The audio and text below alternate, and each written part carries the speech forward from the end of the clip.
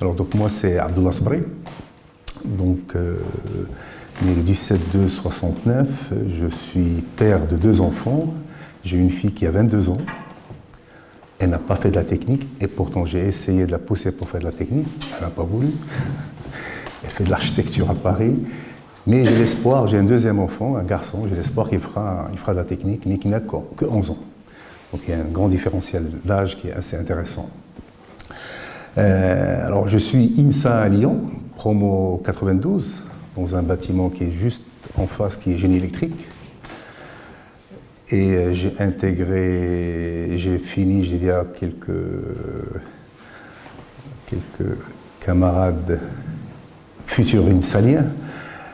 J'avais fini fin juin, début juillet, donc j'avais une opportunité de travailler chez le groupe Vinci Énergie à l'époque, en fait ça s'appelait Sagelec, sur Lyon.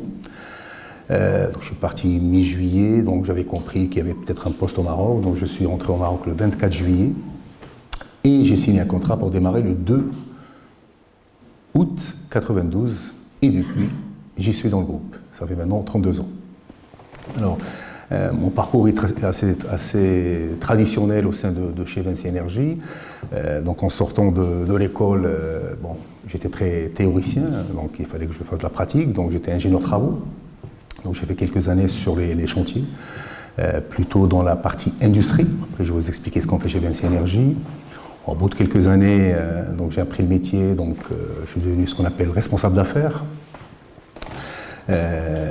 Sur un autre métier qui est le métier, je dirais, du tertiaire, bâtiment, pour simplifier le sujet.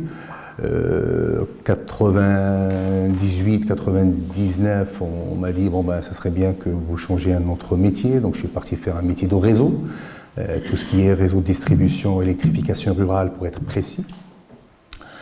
Et dans les années 2000, donc, je suis devenu chef d'entreprise. Bon, voilà, ça peut s'appeler business unit manager, si vous voulez, dans d'autres, ou chef de service. Donc nous on l'appelle chef d'entreprise, mais il y a une vraie différence entre d'ailleurs ça porte son nom, on pourra l'expliquer après Nicolas et moi. Juste, on est 3, donc ils sont venus. Donc Nicolas Richard qui est le directeur des richesses humaines, excusez-moi de vous avoir présenté au début, directeur des richesses humaines du pôle Vinci Énergie Afrique de l'Ouest, et c'est Anas Zerari qui lui aussi est un INSA et qui est directeur de la partie environnement, innovation et du risk management. Donc voilà, il y avait une opportunité d'être chef d'entreprise. Bon, après, sur la partie réseau, et à un moment donné, donc c'était le boom de l'électrification rurale au Maroc. Le Maroc, dans les années 80, il était un taux d'électrification global dans le pays de 18%. Donc il est monté aux années 2010 à pratiquement 90%. Donc je me suis occupé de ça donc entre 2000 et 2004. Et en 2004, on a dit, bon écoutez, donc, le Maroc se régionalise, allons créer des entités à Tanger, à Agadir. Et donc là, je suis devenu directeur de département sur la partie réseau et ce qu'on appelle les agences régionales. Donc on avait quelques agences, notamment à Agadir, à Oujda, à Fès, alors il a fait comme ça, à Tanger, Oujda, Fès et Agadir, pour aller vers le sud. Et vers 2011 à peu près, donc 2012 plutôt, donc je suis devenu directeur général adjoint de Sagelec Maroc, qui est une entité. Et cette entité de Sagelec Maroc, elle s'est développée depuis 2014 pour devenir un pôle avec 6 pays, donc le Maroc, le Sénégal. Alors je vais descendre, comme ça je ne perturbe pas. Donc le Maroc, la Mauritanie, le Sénégal, la Guinée, la Côte d'Ivoire et le Bénin, pour ceux qui visualisent un petit peu l'Afrique, en tout cas l'Afrique de l'Ouest. Donc depuis à peu près 2 ans, donc je suis devenu directeur général de ce pôle Afrique de l'Ouest, qui a les 14 pays de l'Afrique de l'Ouest, avec 6 implantations en Afrique de l'Ouest. Et on est en train de s'implanter en Afrique de l'Est. On a démarré par un pays qui s'appelle le Rwanda, donc qui est très loin de l'Afrique de l'Ouest, diamétralement opposé. Si vous tirez le trait, c'est plutôt le Bénin, et vous tirez un trait en transverse pour couper l'Afrique. Et nous sommes aussi présents au Moyen-Orient, où au Moyen-Orient, nous faisons des projets dans l'énergie, tout ce qui est poste de transformation, en fait, c'est ce qu'on appelle poste d'interconnexion. Voilà, donc on est présent un petit peu au Koweït aujourd'hui, en Arabie Saoudite, on a 2 projets en parallèle, et on a des perspectives sur d'autres pays tels que l'Oman et tels que les Émirats arabes unis. Voilà, brièvement, un parcours de 32 ans. Alors,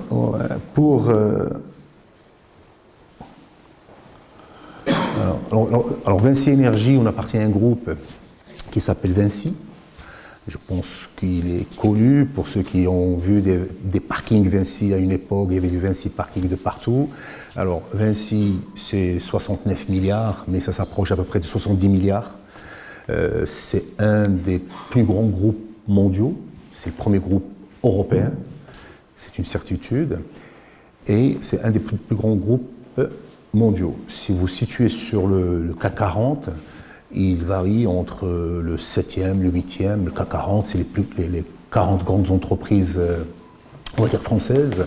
Et il est situé entre 7e et 8e avec une implantation sur à peu près 120 pays. Donc ça, c'est le groupe Vinci. Alors, juste une chose, Vinci, c'est 3 choses. Un, c'est la partie énergie, auquel nous appartenons. La partie construction, donc si vous avez vu peut-être Vinci Construction, Vinci Immobilier, pas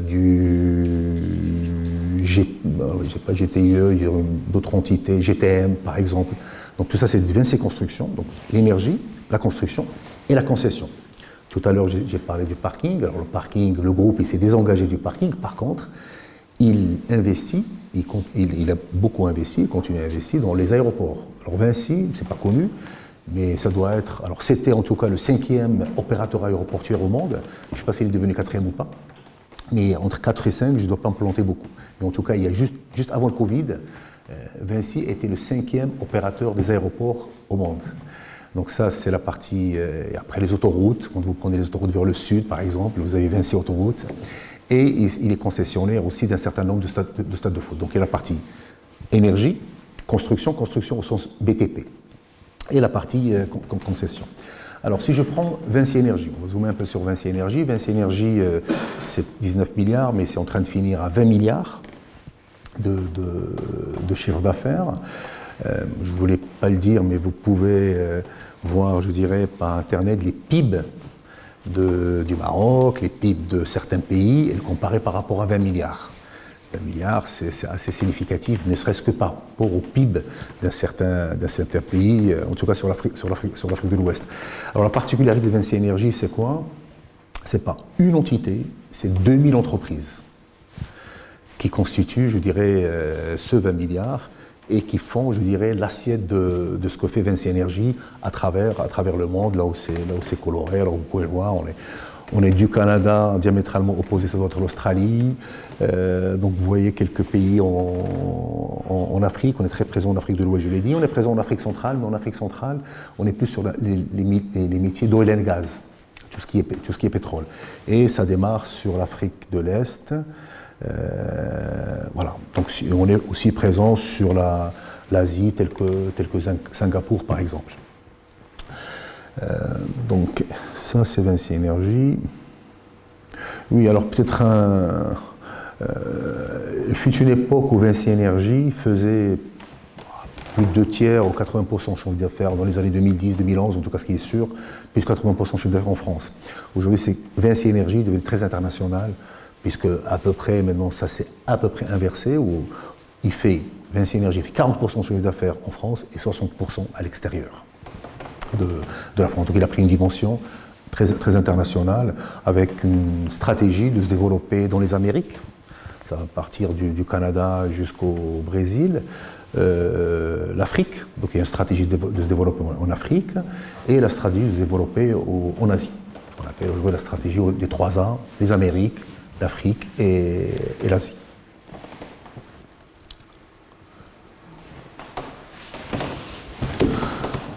Nicolas, comme ça on se relaye.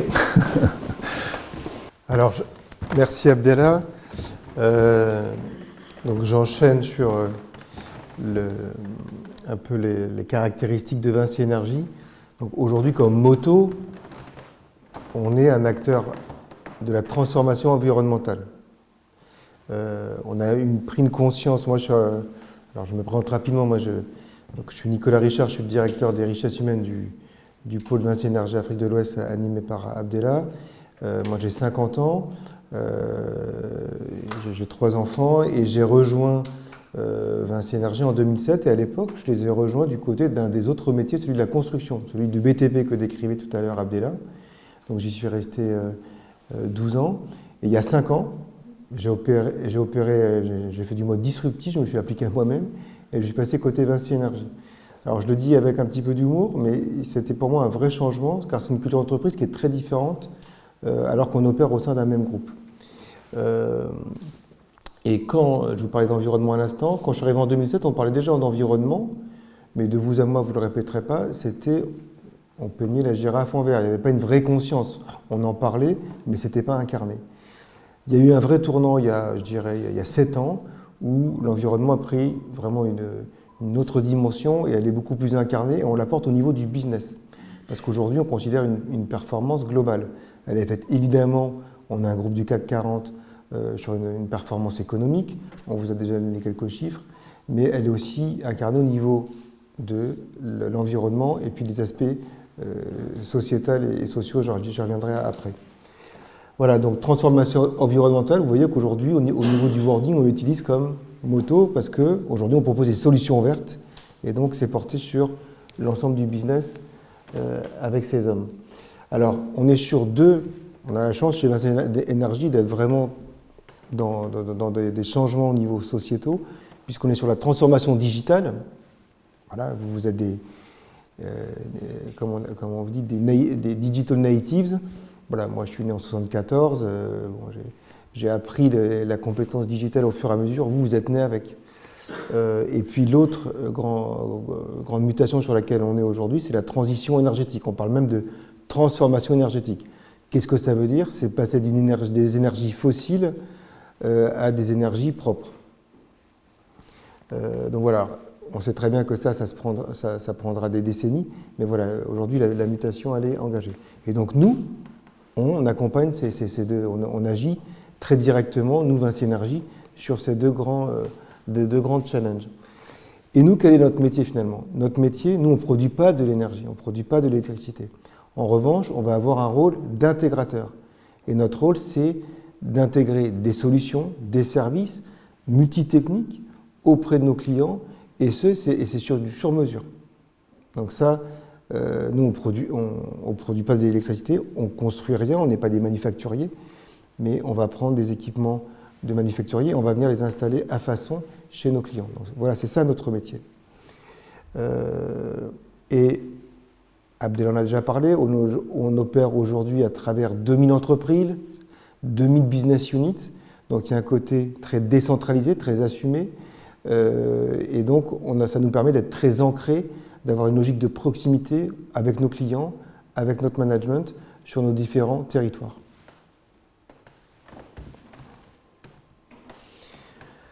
Alors, tout ça, ce modèle très décentralisé, et ce qui est rare pour un groupe qui est d'origine française, parce que voilà, vous connaissez un peu la culture française qui est très centralisée. Aujourd'hui, c'est cette vision qui a été portée au niveau de Vinci Énergie, elle est possible grâce à notre ensemble de business units, mais aussi par le fait qu'on marche en réseau. Si vous devez retenir deux choses de Vinci Énergie, c'est le fait qu'il y ait 2000 petites entreprises, business units, à taille humaine, granulométrie 4-5 millions d'euros, chiffre d'affaires, 30-35 collaborateurs, voilà, un chef d'entreprise, une chef d'entreprise, c'est à la tête de cette entité, et il fonctionne en réseau. Ça, c'est très important. Et alors moi, je suis recruteur à la base. Quand je reçois les candidats, je dis souvent, nous, on n'est pas une grosse baleine, on a un grand banc de sardines, et on opère avec des sardines en argent. Et dans mon analogie, la sardine en argent, c'est la business unit. Et donc, c'est la vitalité de cette sardine qui va fonctionner dans le système et qui marche, encore une fois, en réseau. C'est porté par des valeurs. Alors, les valeurs, chez nous, c'est très important. Là, je les affiche, mais elles sont réellement incarnées. Là, vous en avez plusieurs, je ne vais pas toutes les énumérer.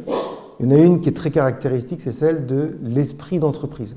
Aujourd'hui, oui, nous sommes des salariés de ce groupe, de Vinci Énergie, mais il y a une mentalité qui est recherchée de personnes entreprenantes, qui vont être porteurs du business, responsables. Alors après, évidemment, ça va faire écho à d'autres valeurs qui sont importantes, celle de l'autonomie, de la responsabilité, de la solidarité. Mais voilà, l'esprit d'entreprise, c'est sans doute la valeur la plus marquante et la plus distinctive de Vinci Énergie, qui se distingue même par rapport à d'autres valeurs que porte le groupe Vinci. Voilà, ça je l'ai déjà dit. Alors,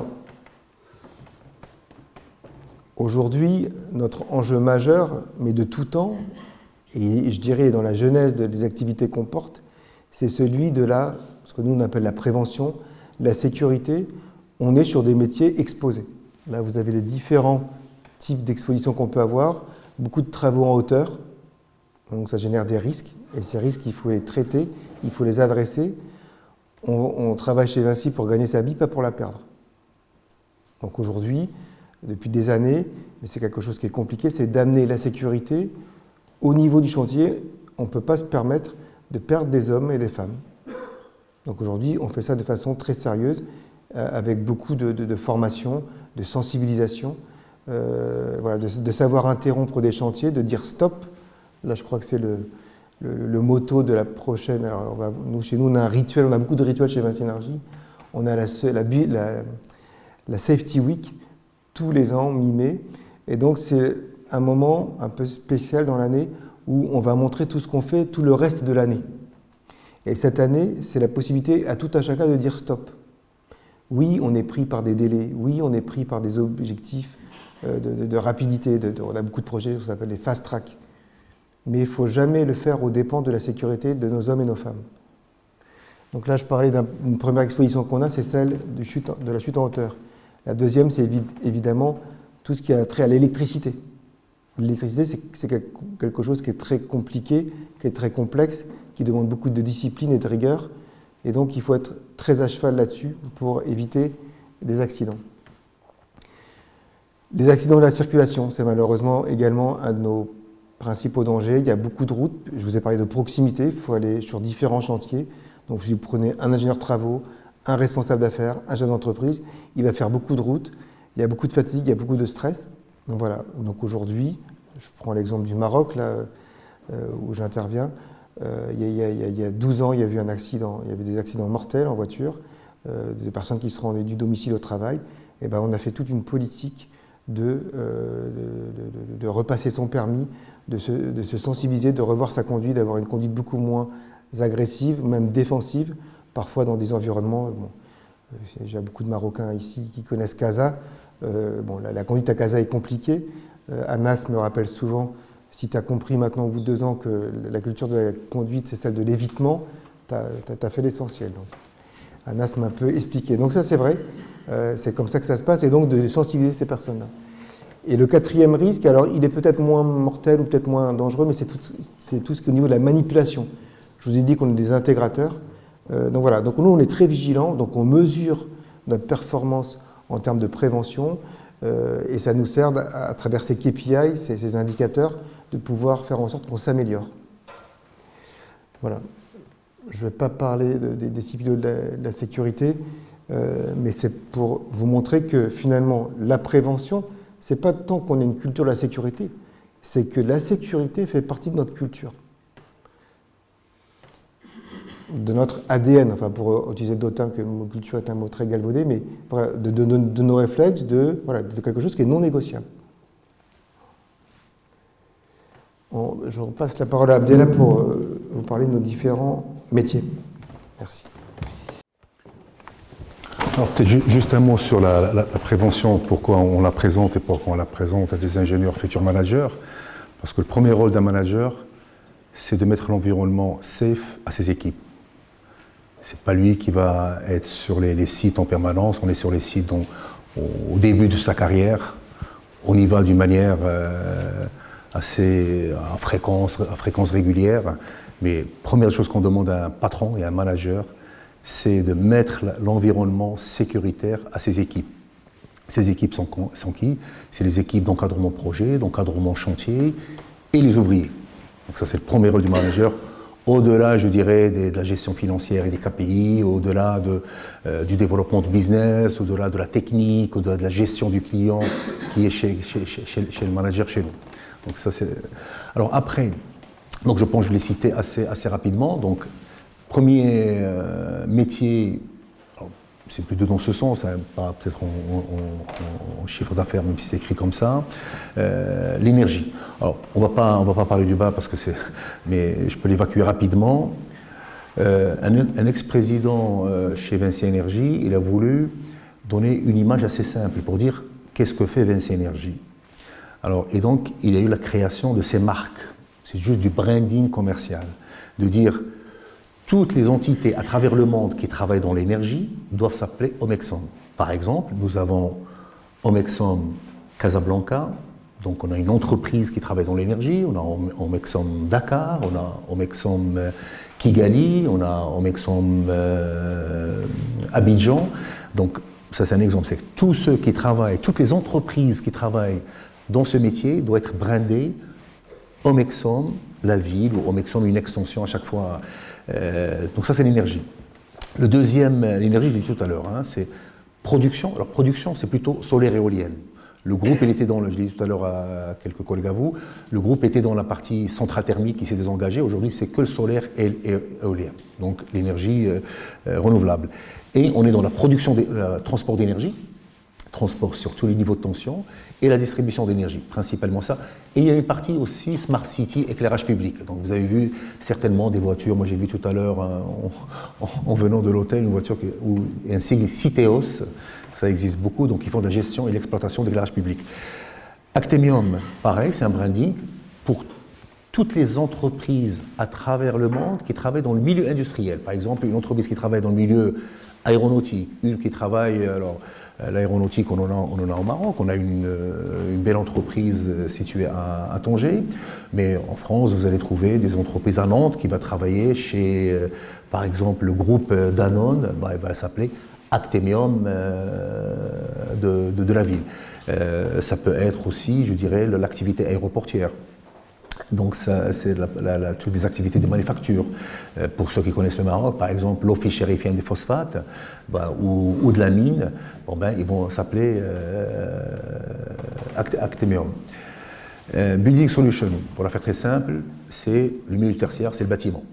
Et donc là, c'est les hôpitaux, les hôtels, l'hôtellerie, les grands ensembles bureaux. On ne fait pas de logement classique, parce que ce n'est pas un positionnement pour nous.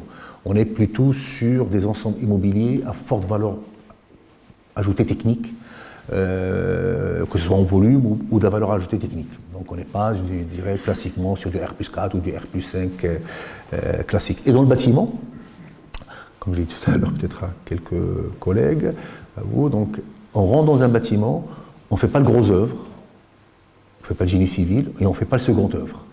Tout ce qui est revêtement. Par contre, tout ce qui est technique, d'électricité, de la climatisation, de la plomberie, du contrôle d'accès, du réseau Wi-Fi, de l'ascenseur.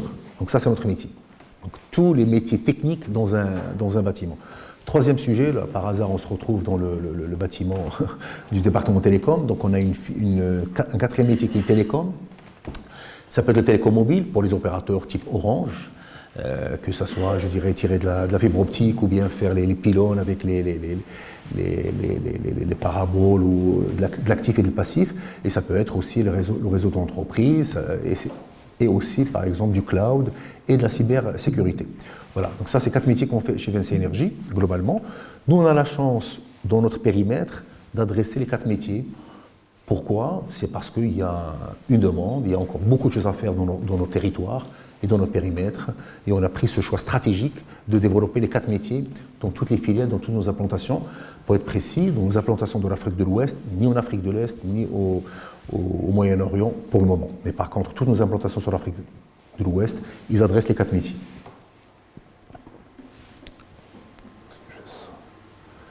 Alors, bon, donc ça, je les ai cités, hein, donc on peut continuer, vous pouvez les lire.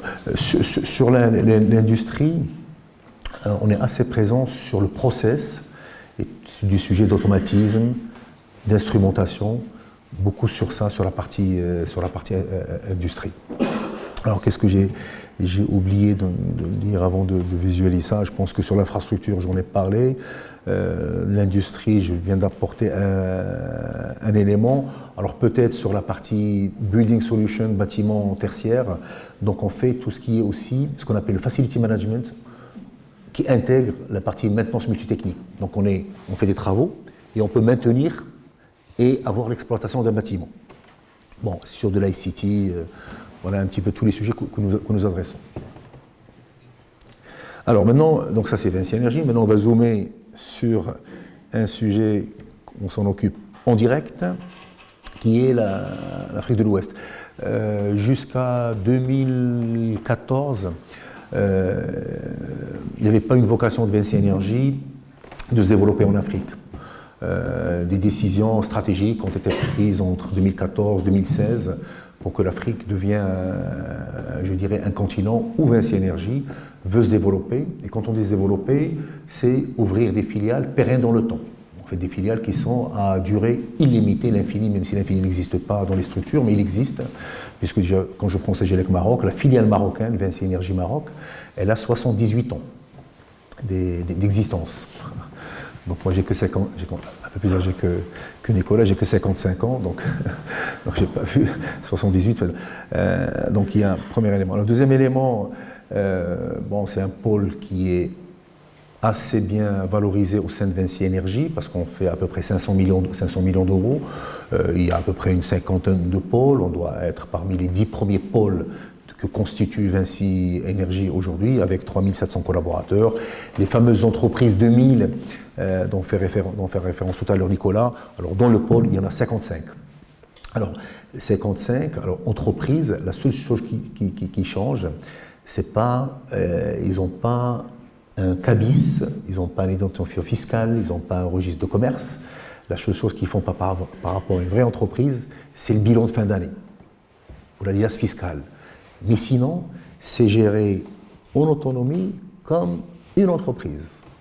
Donc c'est le patron d'entreprise qui définit sa stratégie, c'est le patron d'entreprise qui recrute ses richesses humaines, c'est le patron d'entreprise qui fait en sorte de chiffrer ses projets, de gagner ses projets, de les réaliser, de gérer ses KPI, ses gestions financières, de se développer, de faire des stratégies donc à court, moyen, long terme, que ce soit études de marché, que ce soit business, que ce soit RH. Je vous dis, la seule chose par rapport à une entreprise au sens entreprise qui ne fait pas, c'est qu'il ne fait pas sa liasse fiscale. Mais il a une vraie autonomie en tant que patron d'entreprise. Voilà. Et après, aujourd'hui, on est présent dans une dizaine de pays, je les ai dit tout à l'heure, les 6 qui sont sur l'Afrique de l'Ouest, plus la partie Rwanda, et les 3 pays sur les 2 pays, pardon, au Moyen-Orient.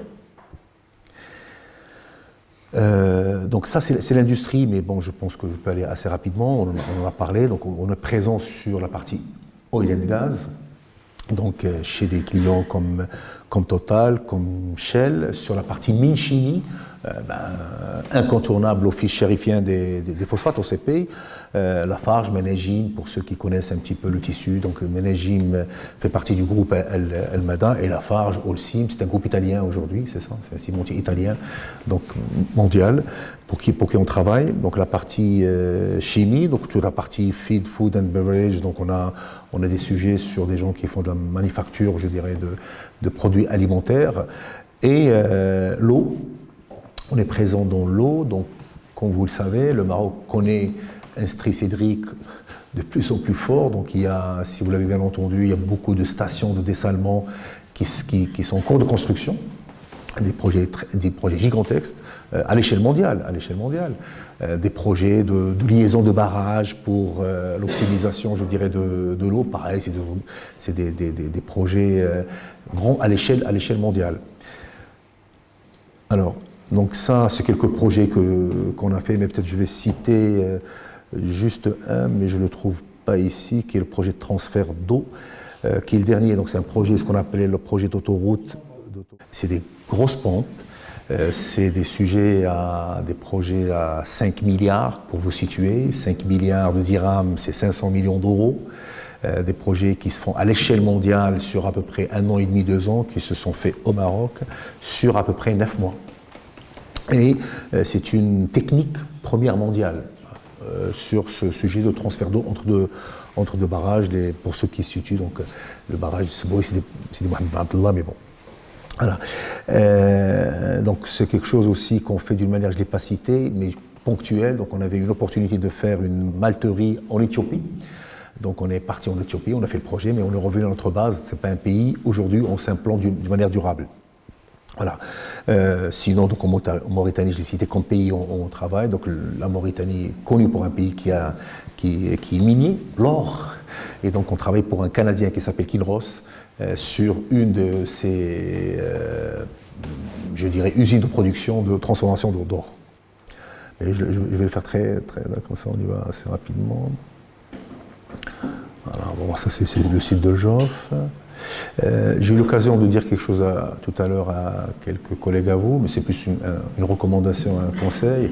Effectivement, quand on arrive en 4e année, on se pose la question qu'est-ce qu'on va faire après. Je pense que pour mûrir, ou même avant, pour mûrir un peu son projet, pour ceux qui peuvent le faire, quand vous rentrez, c'est vrai qu'il faut se reposer, c'est vrai qu'il faut aller à Marrakech parce que c'est festif, c'est vrai qu'il faut rencontrer les amis, les copains et les copines d'enfance ou du bac ou de je ne sais pas quoi, mais profitez-en pour aller visiter des sites industriels ou d'autres sites d'infrastructures. Aujourd'hui, il y a de quoi voir pour mûrir un peu son projet. Par exemple, vous prenez le site de Georges Ford, pour ceux qui veulent travailler dans l'industrie, il est assez intéressant, ça vous donnera quelques idées, par exemple. Mais c'est juste à titre de conseil. Alors, on a parlé tout à l'heure du Building Solution, donc bâtiment tertiaire. On va citer juste quelques sujets où là, on est positionné. Donc, tout à l'heure, je vous ai dit, on n'a pas un positionnement sur du R+4, R+5, parce que bon, il n'y a pas de valeur ajoutée technique, en plus, on n'est pas compétitif. Donc ça, c'est ce qu'il y a à gauche chez moi, et donc ça doit être la même chose ici. C'est l'université Mohamed VI de Polytechnique. Donc les 2 campus de Ben Guerir et de Rabat, donc c'est énorme. Alors, par exemple, moi en tout cas je vous recommande peut-être d'aller visiter ces 2 campus. C'est devenu des campus à l'américaine, hein. De très grands campus. Alors sur ça, nous ce qu'on a fait, donc c'est un milieu bâtiment, là on a fait tous les quantas techniques, y compris des choses extrêmement évoluées de ce qui existe au plus haut point, je dirais, de la pointe technologique mondiale. Au moins pour une raison, à Rabat, puisque notre prince héritier, il étudie à Rabat. Donc c'est des salles de travaux pratiques, des salles de travaux dirigés, des amphithéâtres extrêmement connectés, hein. Je ne sais pas si en France ou dans un campus on trouvera cette technologie d'audiovisuel. je suis pratiquement sûr que ça n'y est pas. Et donc on a fait tous les quantas techniques, on fait l'électricité, la climatisation, la plomberie, toute la partie réseau d'entreprise, le Wi-Fi, et ainsi de suite. Et la photo du milieu, je pense, ça doit être l'hôtel La Mamounia à Marrakech, qui est prestigieux, mais maintenant l'hôtel Mamounia a été dépassé. Donc il y a un grand palace maintenant qui est ouvert à Casablanca, qui est le Royal Mansour de Casablanca, qui se trouve sur l'avenue du Phare, pour ceux qui connaissent un peu Casablanca. Pour vous montrer un peu le positionnement sur ça, mais bon, sur du bâtiment, immeuble grande hauteur. Allez, on va avancer. Donc ça, j'en ai parlé. Alors, si je me projette sur la Côte d'Ivoire, par exemple, aujourd'hui en Côte d'Ivoire, à Abidjan, il va y avoir la plus haute tour d'Afrique. C'est une tour qui fera 404 mètres.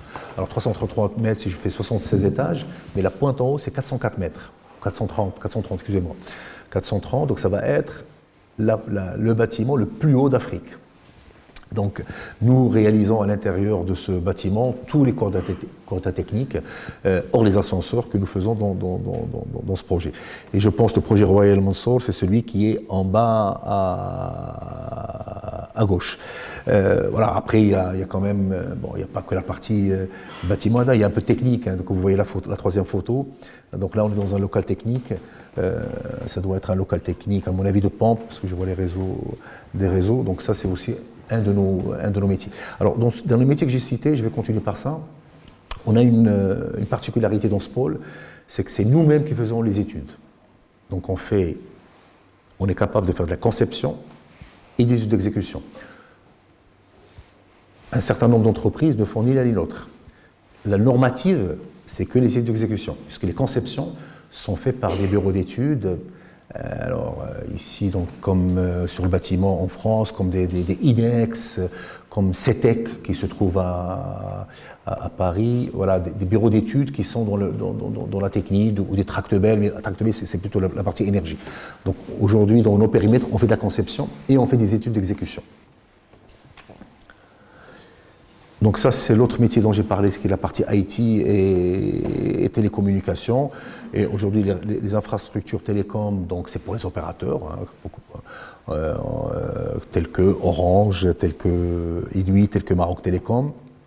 Donc, et toute la partie data center, réseau d'entreprise, cybersécurité. Il y a de plus en plus de data centers qui sont en cours de construction avec tout un plan de développement sur le périmètre, en tout cas, de l'Afrique de l'Ouest.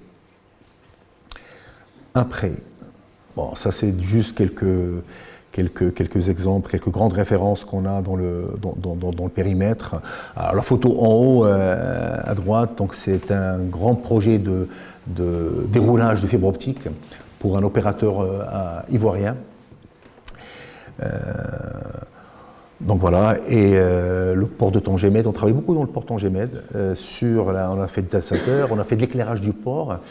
Et donc, par exemple, il y a un métier, tout à l'heure, quelqu'un qui me parlait des bornes de recharge. Donc, par exemple, aujourd'hui, il y a tout un programme sur écologique, l'environnement, pour que les bateaux, quand ils sont hackés, au lieu qu'on voit la fumée et que les machines tournent, donc ils arrêtent les machines, ils se mettent sur des bornes hackées, sur du 60 Hz ou du 50 Hz. Donc, parce que, bon, comme ça, les moteurs s'arrêtent et qu'il n'y a pas de vapeur, les vapeurs qui sortent. Ça s'installe au Maroc. Donc aujourd'hui, c'est installé déjà dans un port militaire à Qasr Sgher, tous les ports, le port de Dakar, il s'y est mis, le port d'Abidjan, il s'y est mis. Donc je dirais toutes ces technologies qu'on voit en Europe pour des raisons écologiques, elles s'installent, je dirais, dans les pays. Si je fais ça.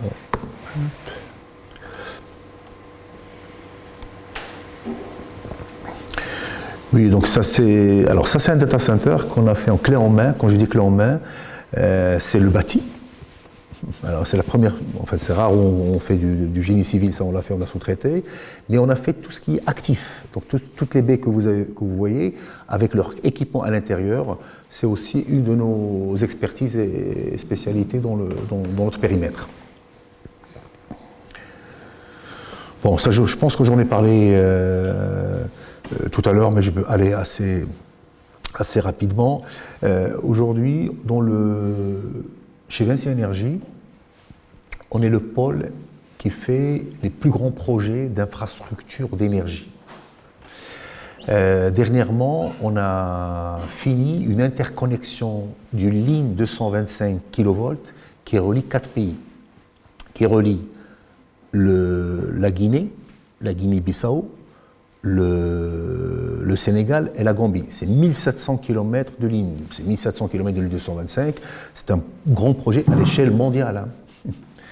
Là, on est en train de finir un grand projet. Là, pour sur des chiffres, c'est un sujet qui est 1700 km. Alors, on était en groupement avec une entité en France parce qu'on ne pouvait pas nous adresser 1700 km, mais on a dû faire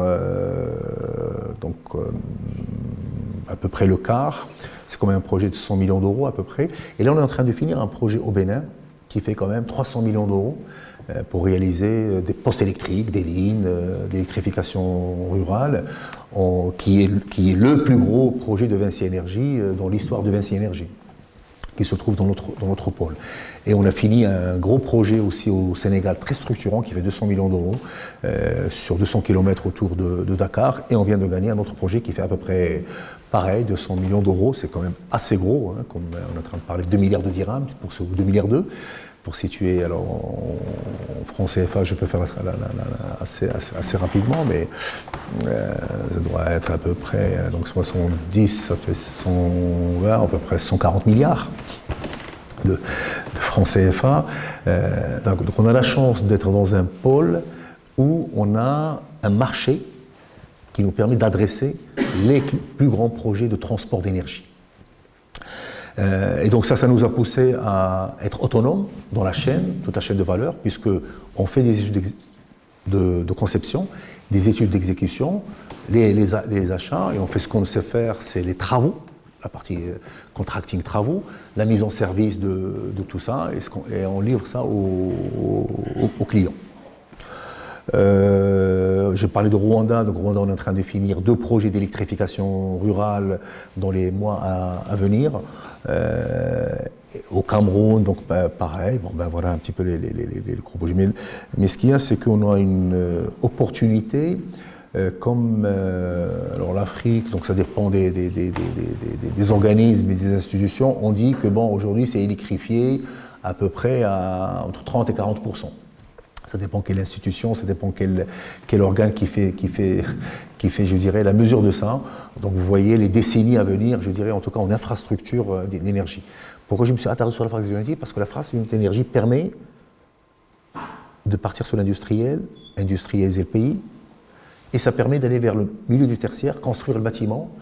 Et bien entendu, le 4e sujet, qui est la partie ICT, il est présent aujourd'hui, bien qu'avant. C'est-à-dire que quand vous partez partout, vous avez trouvé des gens avec des portables, même dans les coins les plus reculés. Quand vous allez rentrer dans ce que je dis assez souvent dans une institution financière type agence bancaire, dans n'importe quel coin, il faut qu'elle soit connectée. Et donc le métier d'ICT, il se développe en parallèle de l'infrastructure dont le pays a besoin. Est-ce qu'on va pas s'attarder ça, mais on va passer à autre chose. Alors, donc ça, mais j'en ai parlé un peu, ça a aussi eu de nos spécificités. Alors pareil, pour ceux qui rentrent à Casablanca et qui ont un peu de temps, je vous ai recommandé d'aller visiter des sites, mais si vous voulez venir chez nous visiter nos bureaux, marhaba bikoum, vous êtes le bienvenu. Et on a une particularité, c'est qu'on est dans un bâtiment, il n'y a pas la photo du bâtiment, et on a tout un étage, qui se trouve au premier étage, où on a tous les bureaux d'études, des métiers que j'ai cités tout à l'heure, que ce soit la partie industrie, que ce soit la partie tertiaire à travers le Building Solution, que ce soit la partie infrastructure d'énergie, et on a à peu près 130 personnes, dont plus de la moitié, c'est des ingénieurs diplômés, donc ils sont patrons des études. D'ailleurs, depuis le Maroc, on vend des études à quelques collègues de Vinci Énergie. Là, on travaille pour des gens qui sont aux États-Unis, on travaille pour des gens qui sont en Angleterre, on travaille pour des gens qui sont en Belgique. Il y avait une 4e commande, je ne me rappelle plus laquelle. Mais donc le Maroc est je dirais, aujourd'hui une entité qui arrive à vendre son ingénierie et ses études à d'autres pôles au sein de Vinci Énergie. Et la personne que vous voyez au fond, c'est un jeune, il est plus jeune, puisqu'on a recruté de l'école polytechnique de Dakar en 2016, qui a fait son projet de fin d'études chez nous, et qui est aujourd'hui basé à Casablanca, qui est le patron du bureau d'études de toute la partie LIN. Les lignes 400 kV, 225 kV, et depuis son bureau à Casablanca, donc il fait des études pour toute la région d'Afrique de l'Ouest, mais aussi ce qu'on fait à l'extérieur de l'Afrique de l'Ouest.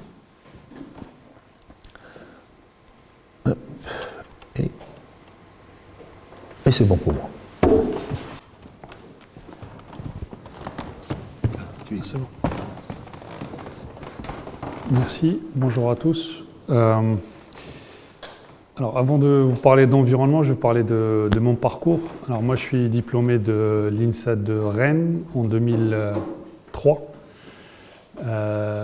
Option E2I, donc c'était électronique et informatique industrielle. Et donc, j'ai intégré à l'époque CGLEC Maroc, tout de suite à la sortie de l'école. J'ai pris le temps de regarder la Coupe du Monde de rugby. Et j'ai démarré en novembre 2003. J'avais passé plusieurs entretiens, notamment CGLEC, Procter, Schneider, etc. Et mon choix s'est porté sur CGLEC. Je m'étais dit, je vais passer 2-3 ans et puis je vais aller voir ailleurs. J'y suis toujours depuis 21 ans maintenant. J'ai 43 ans, je suis marié, père d'un petit garçon. Et alors j'ai démarré en tant qu'ingénieur travaux sur des projets de postes de transformation, ce qui est donc Omexom chez nous, sur des projets de postes 400 kV. Après, j'étais responsable d'affaires sur des projets toujours de transformation d'énergie sur les on va dire 5-6 années qui ont suivi. Et en 2010, donc 6 ans après avoir intégré, j'ai eu la responsabilité de m'occuper de Omexom Casablanca. Maintenant, je vous parle en nom d'Omexom parce que on vous l'a présenté. Donc, c'est Omexom Casablanca Énergie Renouvelable. Et donc, je m'occupais des premiers projets de parcs éoliens qui ont été installés par des privés au Maroc. Donc ça, c'était en 2010, 11-12. Donc on a fait les premiers parcs au sud du Maroc et un petit peu au nord aussi. Quelques années plus tard, donc je me suis occupé aussi d'Omexom Casablanca Poste International. Donc c'est des réalisations toujours de postes sur toute l'Afrique de l'Ouest, avec quelques projets notamment au Cameroun, un petit peu, et surtout au Moyen-Orient. Donc j'ai fait ça pendant 4-5 ans et j'occupe depuis 2 ans donc, le poste de directeur environnement, innovation et risk management. Donc c'est un poste, on va dire, transverse qui chapeaute, on va dire, l'ensemble des métiers du pôle. Et donc là, je vais vous parler un peu de l'environnement et de on va dire, de l'engagement de Vinci Énergie par rapport à l'environnement. Donc, qui se base sur 3 piliers. Le premier qui est la réduction de notre empreinte carbone.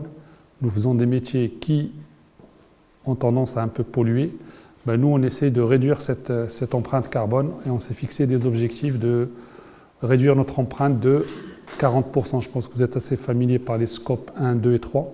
Scope 1 et 2, c'est notre empreinte directe. Scope 3, c'est l'indirect, tout ce qui est fait par nos fournisseurs et par nos clients. Et donc nous, on s'est fixé comme objectif de réduire de 40% notre empreinte carbone d'ici 2030, partant de 2018. Et moins 20% de notre scope 3, toujours à horizon 2030.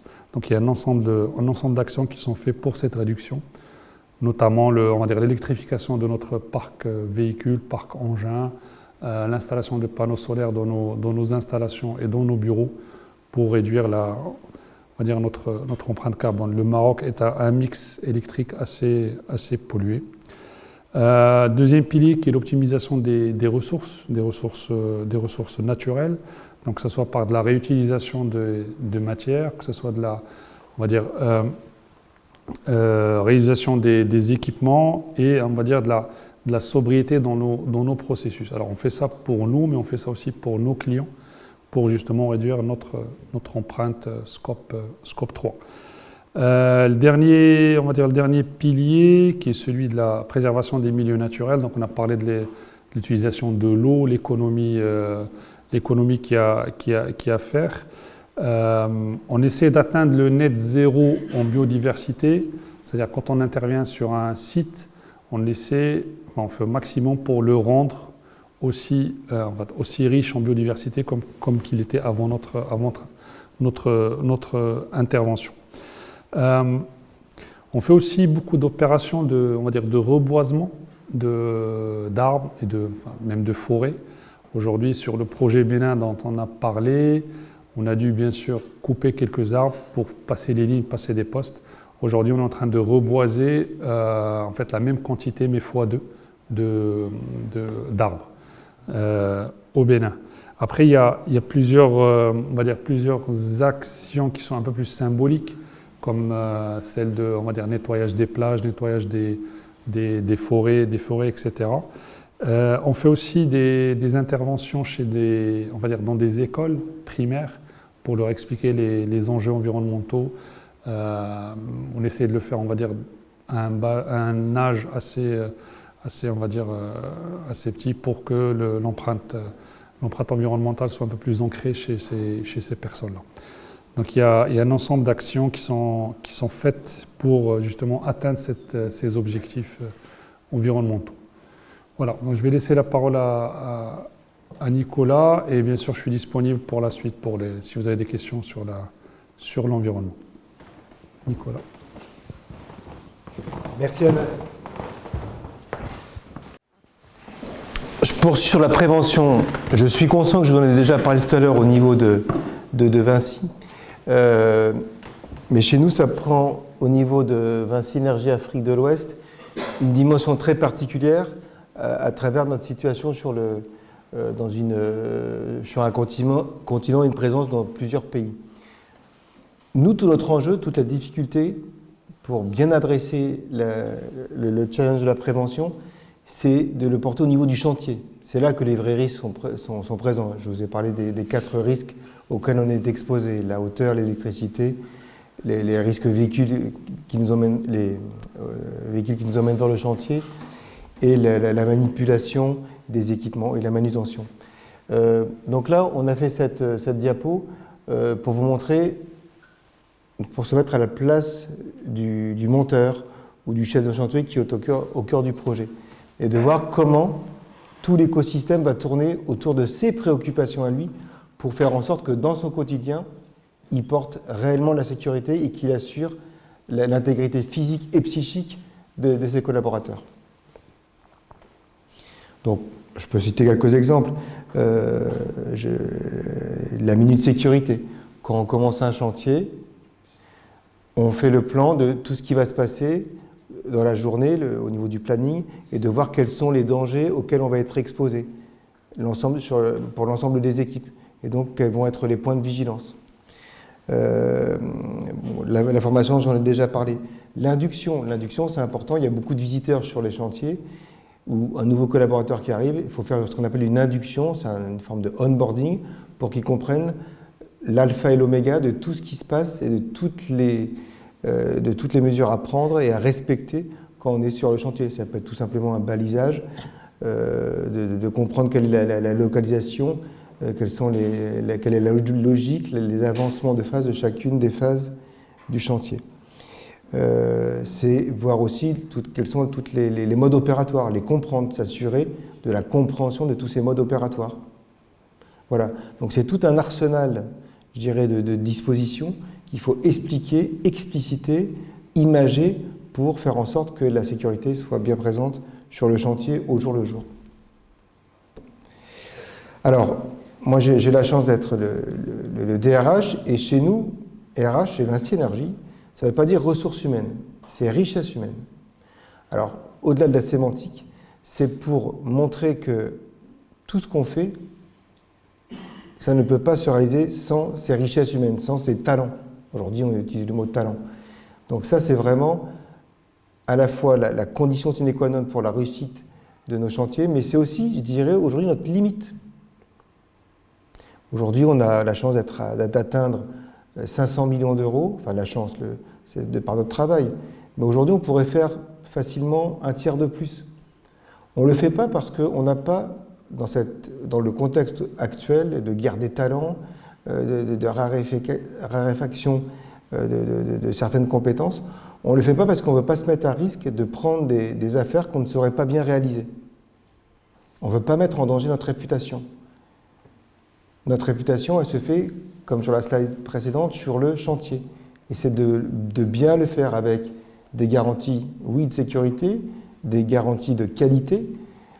Et donc ça se fait à travers nos hommes et nos femmes. Et aujourd'hui, voilà, on a du mal à trouver en nombre et en qualité les ressources nécessaires pour réaliser nos chantiers. Donc c'est ce qui nous limite aujourd'hui, c'est notre facteur limitant.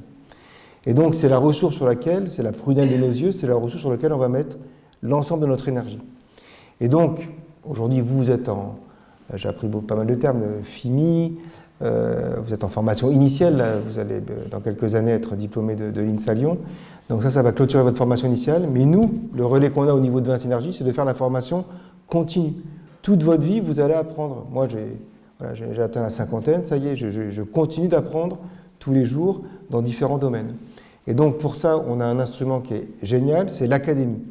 L'Académie Vinci Énergie, qui va porter l'ensemble de nos compétences en termes de métiers, les métiers techniques, en termes de prévention. Je vous ai parlé de tout tout à l'heure, de sécurité, ça passe par de la sensibilisation et des formations, et puis le management. Les personnes qui sont ingénieurs de travaux, ingénieurs études, responsables d'études, responsables de travaux, qui sont responsables d'affaires ou encore chefs d'entreprise ou même directeurs, ce sont des personnes qui viennent d'écoles d'ingénieurs.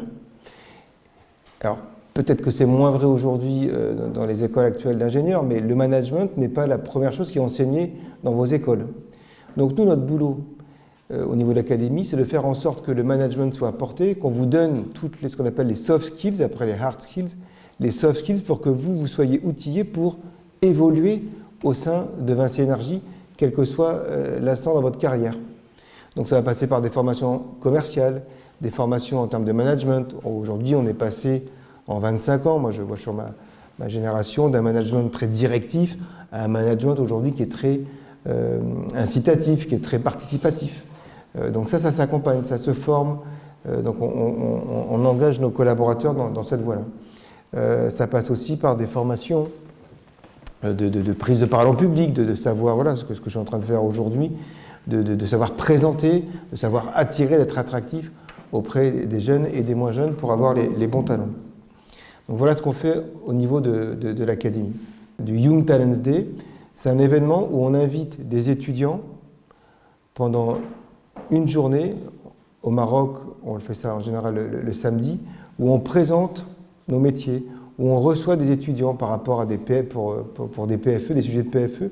Donc on les interviewe de façon assez classique, mais en même temps on leur montre qui on est. On a 80 collègues de l'ensemble du management qui va échanger, donc c'est à travers des échanges informels, et le but c'est de dispenser, de montrer notre culture, de montrer comment ça se passe, notre savoir-être finalement, pour voir si vous, étudiants, ça vous correspond ou ça ne vous correspond pas.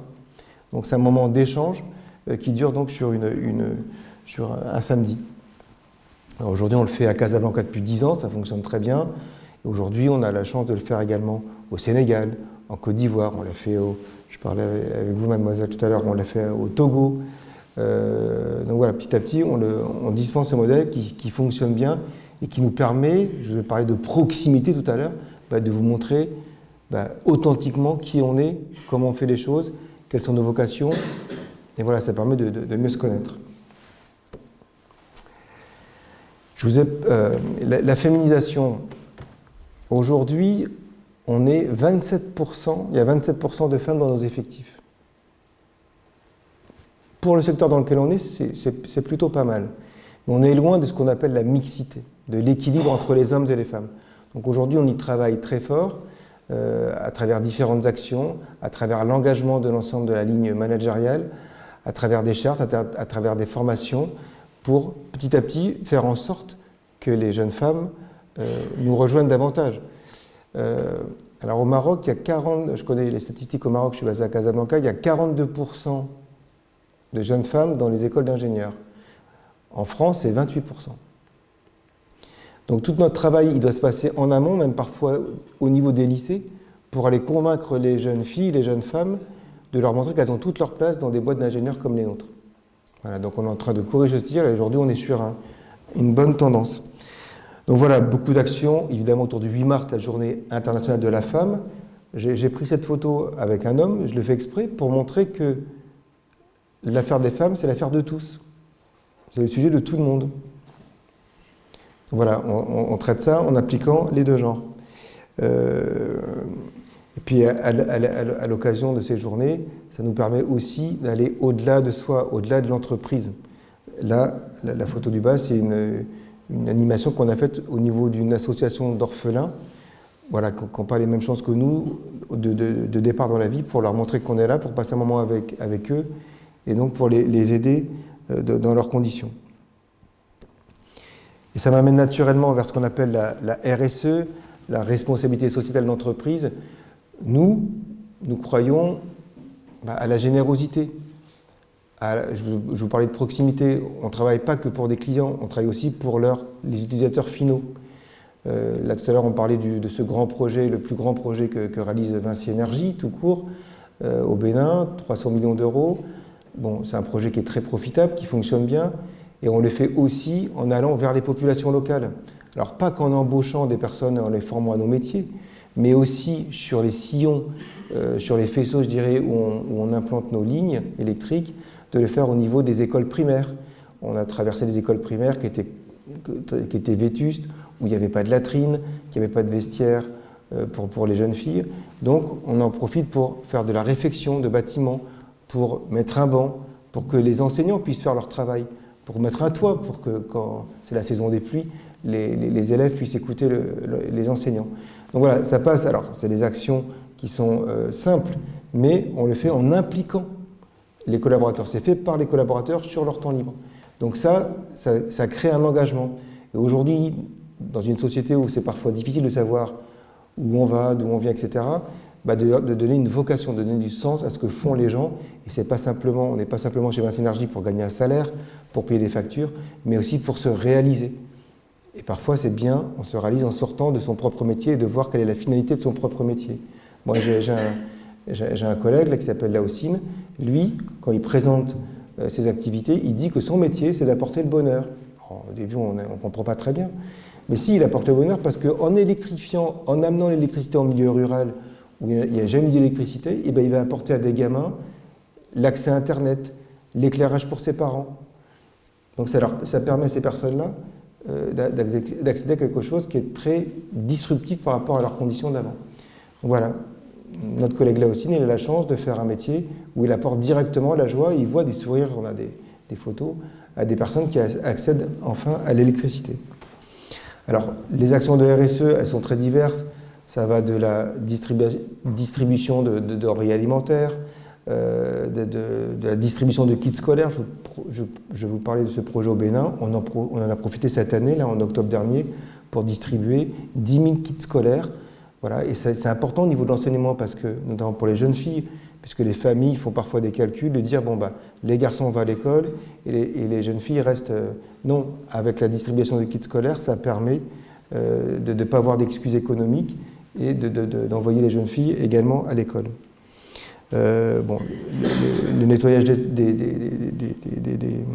des plages, j'en ai également parlé. Là, il y a une action sur un nouveau pays sur lequel on est en Afrique de l'Est, au Rwanda, où on a fait également la réfection d'une école primaire. Je vais parler d'un événement qui a été douloureux pour le Maroc, c'est évidemment le tremblement de terre du 8 septembre d'Al Haouz, qui a beaucoup impacté tout le sud de Marrakech. Il y a une mobilisation spontanée très forte de l'ensemble des collaborateurs, sans que rien ne soit dit par le management. Et après, ça a été accompagné par le management, et donc on a mis en place des tentes, on a apporté l'éclairage, on a apporté des vivres, des vêtements, parce que dans la classe, comme vous savez, même quand on est encore à la fin de l'été, il fait vite froid. Donc voilà, il y a eu cette mobilisation spontanée, ensuite accompagnée par le management, voilà, pour répondre à une situation dramatique et urgente. Voilà, rapidement, un partenariat alors là, qui est fait et qu'on accompagne au niveau de Vinci Énergie, c'est l'UNICEF, vous connaissez tous l'UNICEF. L'UNICEF a un programme au Bénin notamment, et sur lequel ils accompagnent en fait les élèves et les établissements vers l'éducation numérique, pour rattraper un peu tout le retard qu'il y a eu avec le Covid, donc d'équiper des écoles en salle informatique, en PC, donc de donner l'accès, de permettre l'accès, puis d'apprendre le digital, parce que le digital, ça s'apprend, vous êtes né avec, mais ces enfants-là, ils n'y auront pas toujours accès, donc petit à petit, rapidement, ça leur permet de rattraper du retard. Alors, aujourd'hui, et là je m'adresse directement à vous, vous êtes des futurs postulants pour des stages, pour des premiers emplois, donc 2 filières chez nous pour nous rejoindre, c'est celle de la filière études. On a déjà parlé tout à l'heure avec, je dirais, tout le maillage qu'on a au niveau de nos différents bureaux d'études selon nos différents métiers et activités. L'autre filière, c'est la filière travaux. Donc chez nous, vous pouvez rentrer comme ingénieur études, ingénieur travaux, et avec votre évolution, vous allez prendre du grade, vous allez prendre du gradient, vous allez avoir une vision plus holistique de ce que vous faites au niveau, que ce soit des études ou des travaux, et aller vers de la gestion de projet. Et donc vous allez considérer d'un point de vue non plus seulement technique, mais aussi en termes de management, en termes d'équipement, en termes de matériel, en termes d'achat, en termes de contract management, en termes de prévention, de sécurité, j'en parlais tout à l'heure, en termes d'environnement, d'être attentif à la planète dès le design, dès la conception. Donc voilà, il y a donc différents schémas pour, je dirais, intégrer nos BU et puis évoluer et construire avec nous, avec des référents comme moi au niveau richesse humaine, avec les managers, pour construire votre parcours. Typiquement, vous pouvez tout à fait envisager de commencer dans les études et puis après de bifurquer vers les travaux ou en réalisation et inversement. On est souple et agile, c'est vous, enfin, moi, ma génération m'expliquait qu'il fallait simplement écouter le boss et qu'on avait sa carrière toute tracée. Non, ça ne fonctionne plus comme ça. On l'a co-construit avec un environnement, avec un écosystème dans lequel on travaille, et c'est comme ça qu'on avance. Parcours dans la durée, bon, je vous ai déjà donné le schéma. Vous voyez, bon, si tout se passe bien, en 8-10 ans, vous pouvez passer chef de bureau d'études ou chef d'entreprise. Mais j'insiste sur un point, on est vraiment sur des métiers d'artisans. C'est des métiers qu'on apprend au fur et à mesure. Vous écoutiez le témoignage tout à l'heure d'Abdellah, vous avez vu son parcours, il est passé par tous les métiers, toutes les activités de Vinci Énergie. Il était comme vous, il était insalien, il a appris son métier, il les a appris, tu le dis souvent Abdellah, auprès de chefs de chantier, de monteurs, qui lui ont appris le métier, la base technique. Et aujourd'hui, ça le sert aujourd'hui dans son métier de dirigeant du pôle. Voilà, merci beaucoup pour votre attention.